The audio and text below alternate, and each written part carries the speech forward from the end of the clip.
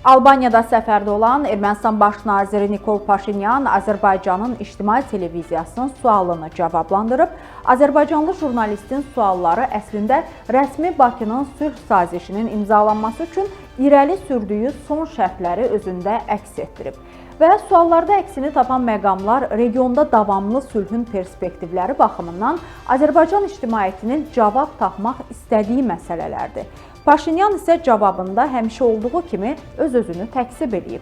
O deyib ki, Ermənistanda hələlik yeni konstitusiya layihəsi yoxdur. Mövcud konstitusiya isə sülh sazişinin imzalanmasına mane yaratmır. Belədirsə, yəni sülh sazişi mətnində tərəflərin ərazi bütövlüyünü qarşılıqlı şəkildə tanıması, Ermənistanın Azərbaycana qarşı ərazi iddialarının yer aldığı mövcud konstitusiyasını problem olmaqdan çıxarırsa, onda Azərbaycanlıların qayıdış hüququ da problem yaratmamalıdır.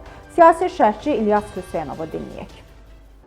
Albaniyanın paytaxtı Tirana şəhərində Avropa Siyasi İcmasının 6-cı zirvə toplantısında Ermənistanın baş naziri Nikol Paşinyan ictimai televiziya müsahibəsində bölgədəki sülh, təhlükəsizlik, prioritetləri və sülh müqaviləsinin imzalanmasının perspektivləri haqqında fikirlərini bölüşüb və bu fikirlər birmənalı qarşılanmır. Çünki həqiqətlərin təhrif olunması, səhv narrativlərin dövrəyə buraxılması, eləcə də ictimai rəyi çaşdırmaq meyilləri özünü göstərir.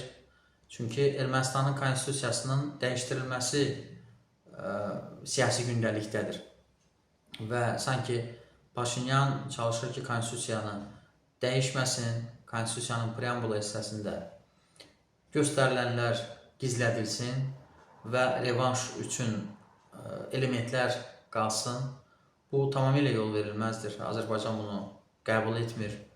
Digər məsələ isə Minsk qrupunun buraxılması ilə bağlıdır.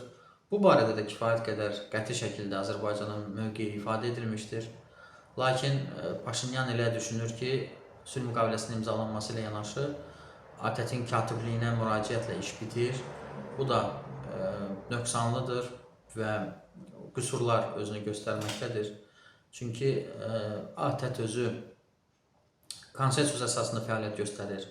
Üzv dövlətlərin rəyi burada önəmlidir.